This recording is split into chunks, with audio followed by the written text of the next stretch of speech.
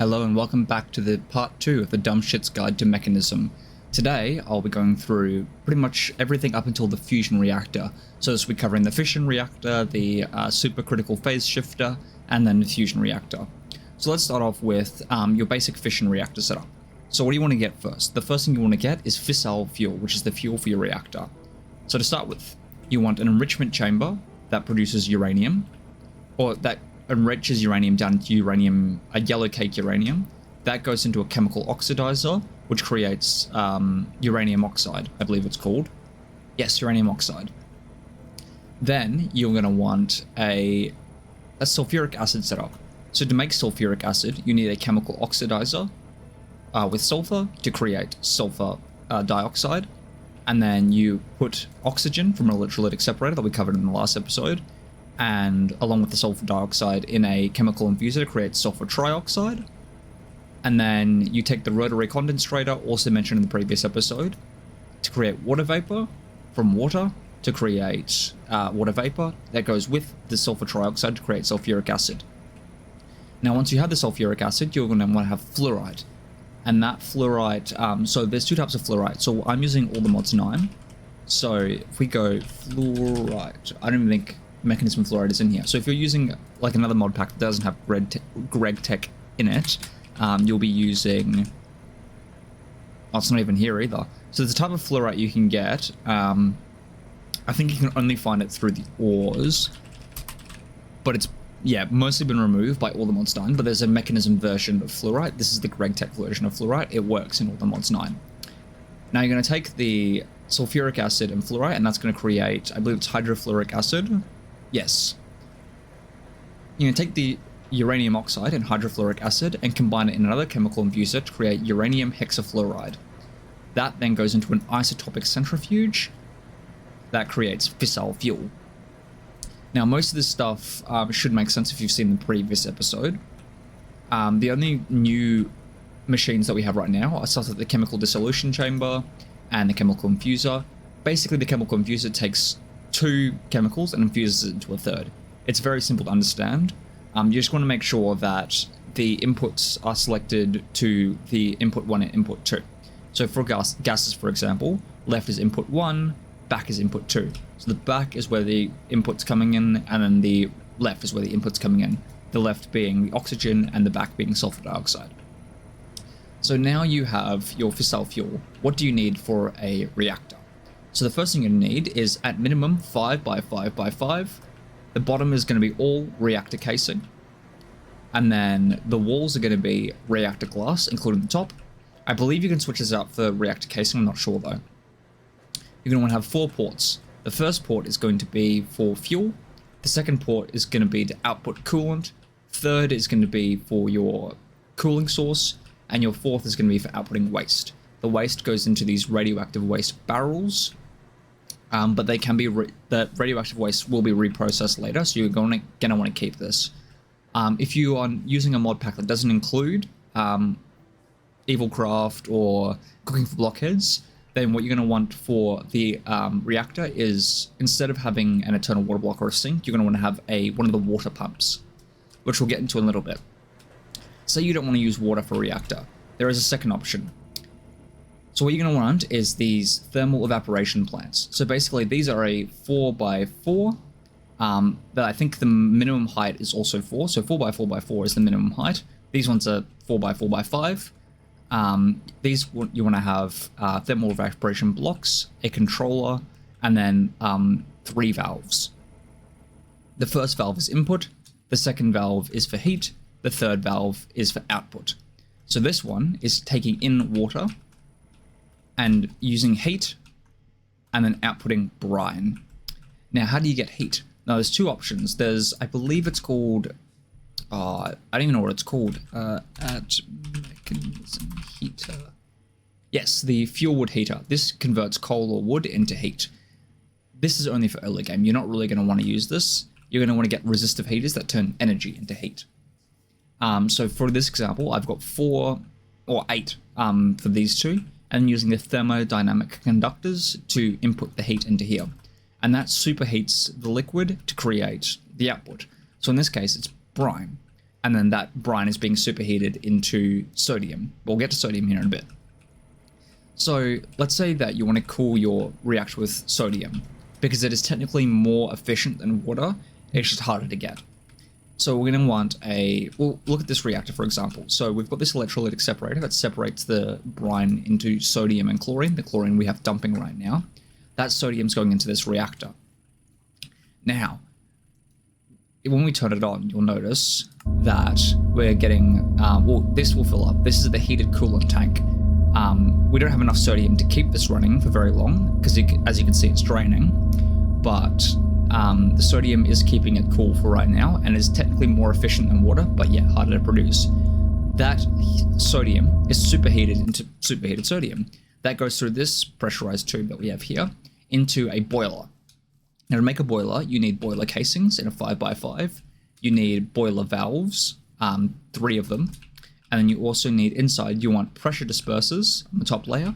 And then you want, I believe these are called heating elements. Superheating element is what they're called. So you want superheating elements in a 3x3 on the bottom, and a pressure dispersers on a 3x3 at the top. This can be scaled up to, I believe, about 18x18. You're also going to want resistive heaters again to superheat these superheating elements.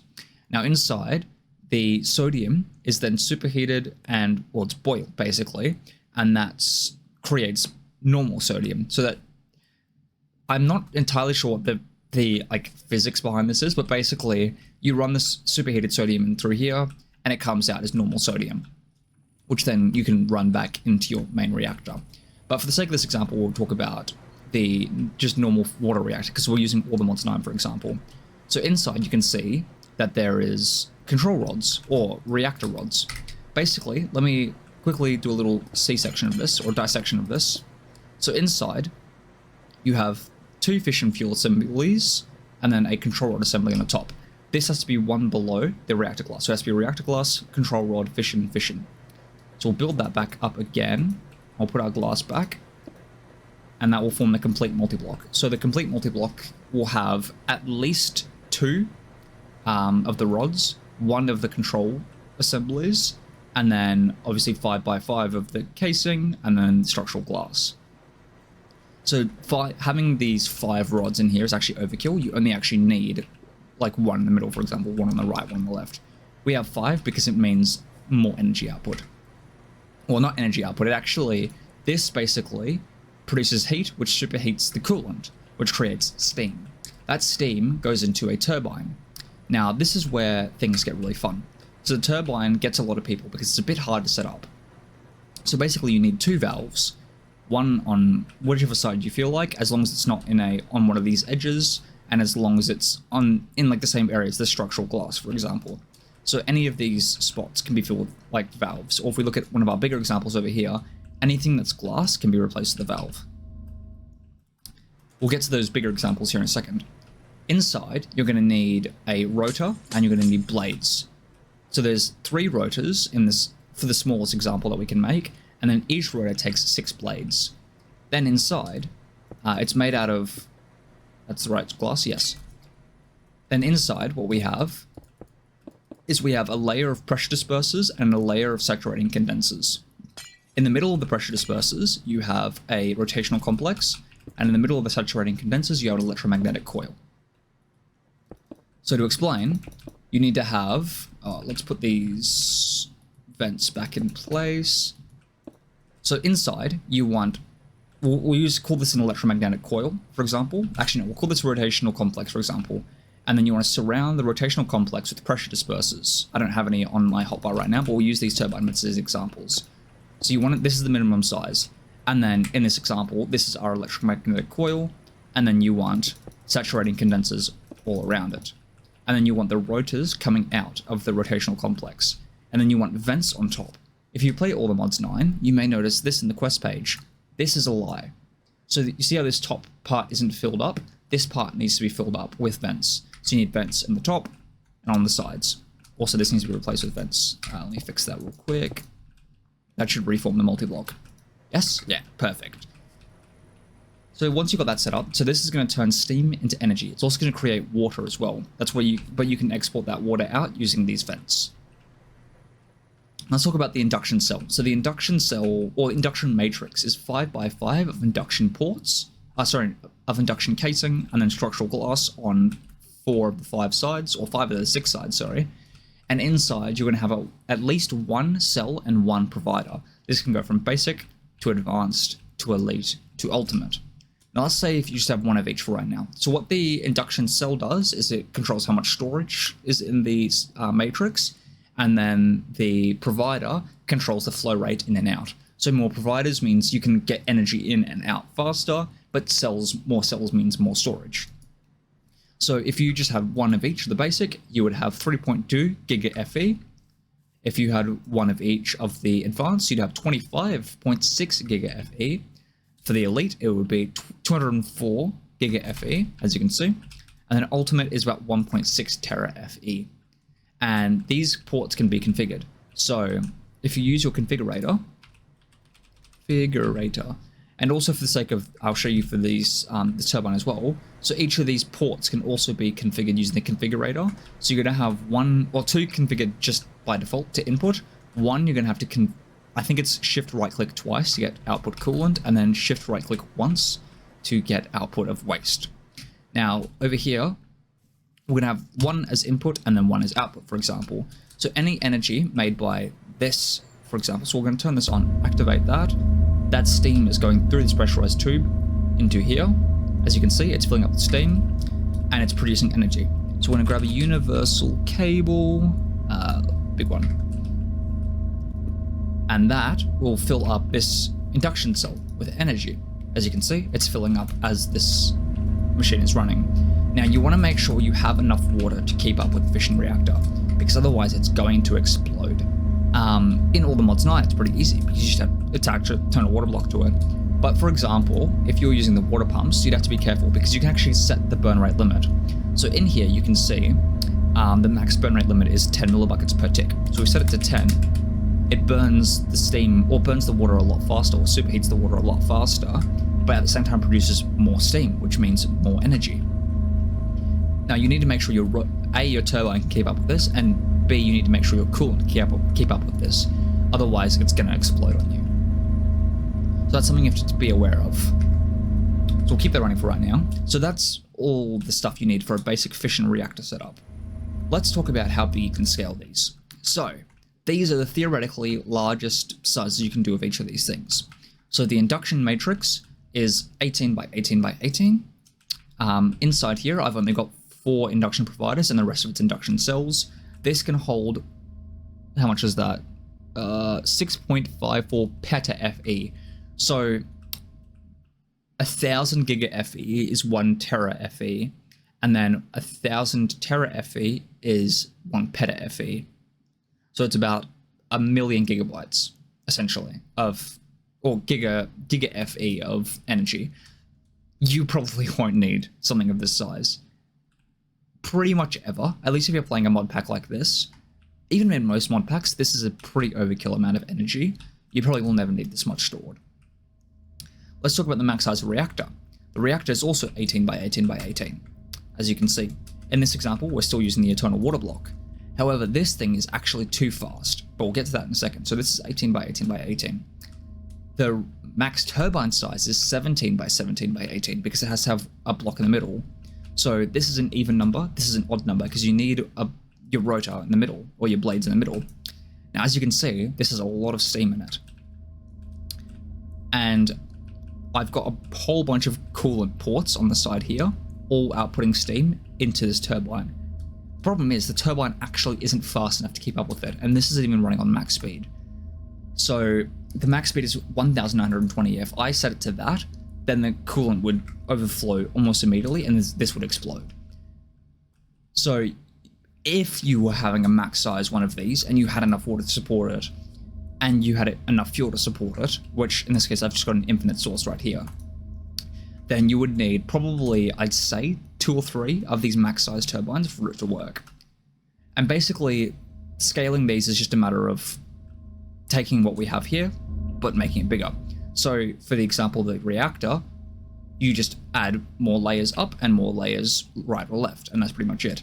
The turbine is just the same. So you have the electromagnetic complex or electromagnetic coil and the rotational complex in the middle, saturating condensers and the pressure dispersers, and then vents on the outside and top. So yeah, this is the biggest size you can make of all of these things. This will produce a pretty insane amount of energy. We'll have a look here. This is filling up at around a gigabyte or giga FE every couple seconds, which is pretty fast. And that's running not at max speed. So this is currently running at 500 millibuckets a tick. If let's set it for 1920, have a look in here. Look how fast that's filling up. We're actually going to drop that down so that it doesn't explode on us. But if that fills up, then it explodes, and then you have to deal with the nuclear radiation that's going everywhere. But we won't worry about that for right now. So let's say you've got this set up, and you want to know what to do with your nuclear waste. That's where this comes in. This is our setup for creating polonium and plutonium. So we'll start off with, I believe this one's polonium, plutonium. So you take your nuclear waste, you feed it into an isotopic centrifuge. If you remember, that's what we use to make the fissile fuel. If you take the waste and funnel it through here, and then into a pressurized reaction chamber with water and crushed fluoride, then you will get plutonium. This is very slow. You're going to want to scale this up a little bit more. This is just a demonstration example to show how it works. So nuclear waste in, isotopic centrifuge, that creates plutonium. Oh, so that creates plutonium, like the actual gas. The pressurized reaction chamber combines with water and fluorite dust to create plutonium pellets. This is also gonna create spent nuclear waste. This is useless, to my knowledge. Let's have a look-see in the JEI, shall we? Spent nuclear waste. Yeah, it literally has no use. You're just going to want to feed this out into a barrel where you're never going to see it again. Preferably far away, because if they start overfilling or you break one, then it's going to cause a lot of problems for your base.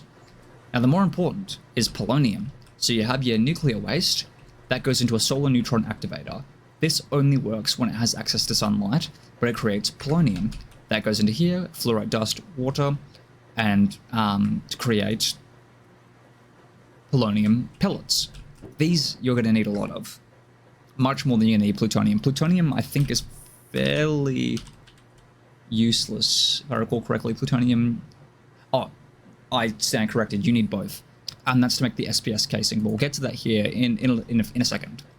But yes, you want to get rid of the spent nuclear waste as well. You don't want this. This is bad. You want to keep it far away from your base because it's very radioactive. So yes, you have your plutonium pellets, or your polonium pellets and your plutonium pellets. Now what?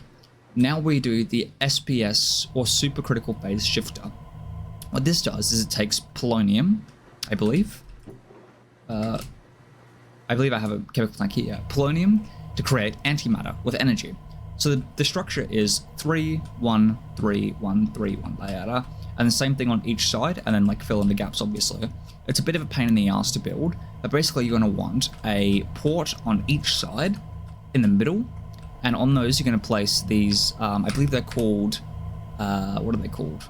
Supercharged coils on each of the ports, and you want to feed energy into those ports. And then in one of the ports down here, you want to feed in polonium, and with enough polonium and enough energy, that creates antimatter.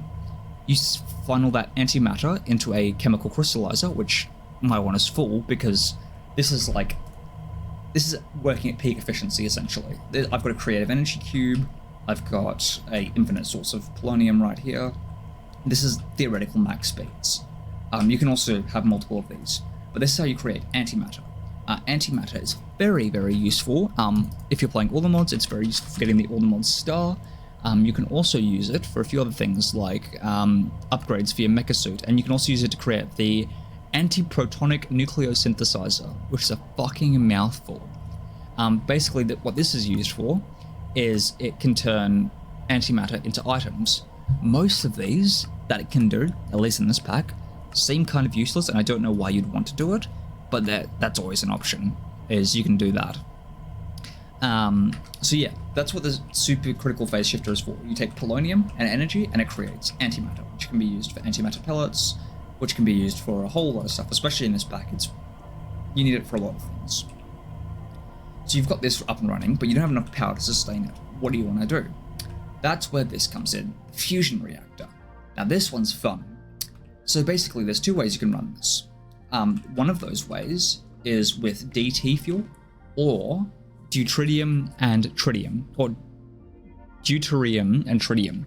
So basically what's the difference? As if you could have a look inside on this controller, so we have the two types of fuel here and here. Now you can either have both of these fuels injected separately. They will actually, they will, if you have them injected separately, then it will use less of the fuel, but also produce slightly less energy. I believe it's if you use DT fuel, which we'll get to how to make in a second, then it's double the energy, but, oh, my computer just froze up. What the heck? Why is it broken?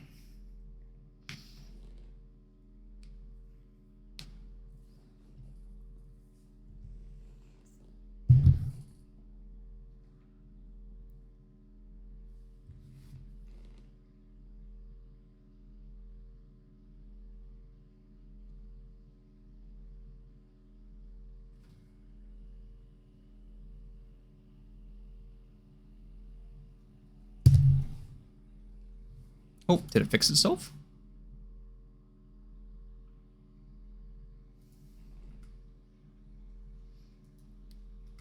Alright, that was rather confusing. So yes, so having them separate will produce half the amount, but produce half the amount of energy, but also using half the amount of fuel. If you were to create DT fuel, which I'll show you how to do in a second, then you create double the energy, but you also use double the fuel. So realistically, it's a lot simpler to do DT fuel. However, you get a lot more control doing it separately. All the information you need to know is in here. A lot of this isn't really too important unless you're cooling it, because what another option you have is you can fill this up with water or sodium, and then you can use that to create steam to run another turbine, for example, because this creates a lot of heat.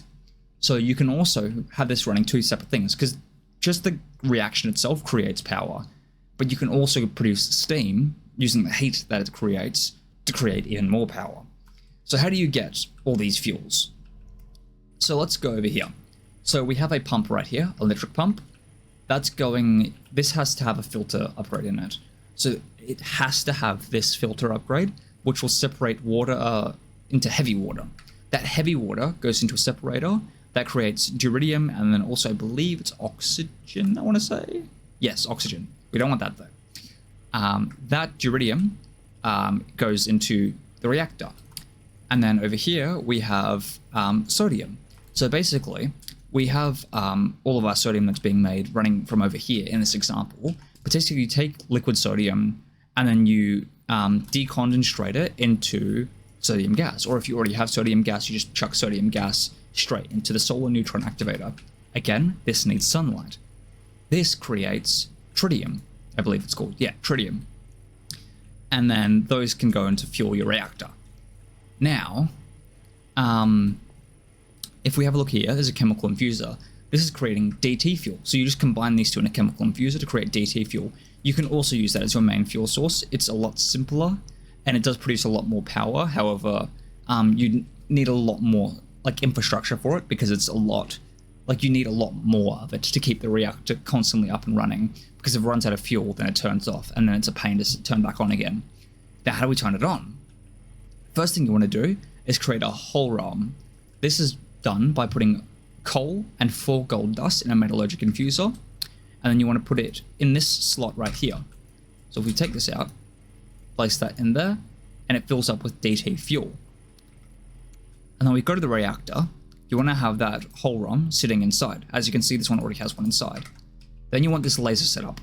Now, the first thing you want to do is with this laser amplifier, you want to make sure it's set to redstone detection normal. Don't worry about this one. This one's not too important. But you want to set it to normal. That means it only turns on when you give it a redstone signal. And then as many lasers as you can. I believe you can, or realistically, you can only do, like this example 4. You could do 5, like one underneath. But however, I need somewhere to send the redstone signal. So in this example, we have 4. Each of these is connected up to a creative energy cube, and those lasers are being shot into this laser amplifier, with about 400 mega FE of power, then this will turn the reactor on. And you will need to have this laser focus matrix inside your reactor as well, or on your reactor. So replace one of the structural glasses on the side, or the reactor glasses on the side, with a laser focus matrix in front of this. And now we have our DT fuel inside, and then we have our deuterium and our tritium.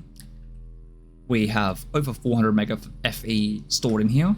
We click the lever, and the reactor turns on and produces energy. This thing produces a lot of energy. Quite a bit. I believe it is not set to pull right now. Hold on one second. There we go. So as you can see, that it filled up that ultimate energy cube almost instantly. Look how much energy it's producing. In fact, it's producing so much energy that I'm going to quickly... I'm going to quickly run a cable over to this one so it actually, like, doesn't overfill the energy cube. In fact, it's producing more than I expected it to. There we go. So now it should be, once this is full, yeah, okay. So it's going over here into this induction cell. Look how fast that's going up. You can also have multiple of these. You don't only have to have one. You can have like 10, 15, 20, 30 of these fusion reactors. And this is about all the effort you really need to put in. There's editing the injection rates, but as I've said before, this is sort of like just a general use case guide. This isn't for the super technical people who want to be able to edit flow rates and stuff like that. You don't really need to know how to do that. As long as you have a constant stream of fuel, you'll be fine. And then leave this running, gathering energy anyway, because if this comes offline, like if something goes wrong and it turns off, and you have to sit there here waiting for like half an hour for it to fill up with energy again, it's a pain in the ass. Because these, I believe, yeah, they have a limit of 800 kilo FE per tick. That's killer FE. You need 400 mega FE. So it takes a while. This is only filling up at a rate of 1 mega FE every couple of seconds, which is very slow. It takes around 10-20 minutes for it to fill up to the 400 mega FE. Now, something I can't believe didn't get. One last thing we need to talk about before this video is over is lithium. Now, how do we get lithium? So basically, you take brine that's being made in this thermal evaporation plant. So we're putting water in, it's being heated up into brine. Put it into this one, it'll be heated up into liquid lithium. Now, let's say you don't want to send it straight over to your reactor and you want to create, for example, some induction cells. You need lithium dust. The first thing you want to do is have a rotary condensator set to toggle operation that condensates the liquid lithium into lithium gas. And then that lithium gas just goes into a chemical crystallizer to create lithium dust. Very simple. There's really not much more than that to it. Now, you can also use these processing plant, or these thermal evaporation plants, to get the, I believe it's hydrogen chloride, which you need for ore duping. I haven't covered that in this video. I can do a follow-up video covering that one if you would like. Just let me know in the comments. Sorry. Basically, that's just used for ore duping. It's not very good ore duping. It's apparently was nerfed, from what I've heard. I haven't actually played in a buffed version of it. I spent a while setting it up. In fact, I might, after this bit, I'll show one of my previous worlds where I had it set up in a pretty efficient way, in my opinion. But that's also something that I can go over in another video if you guys would like. If you have any further questions, feel free to put them in the comments. And thank you very much for watching. Have a good rest of your day.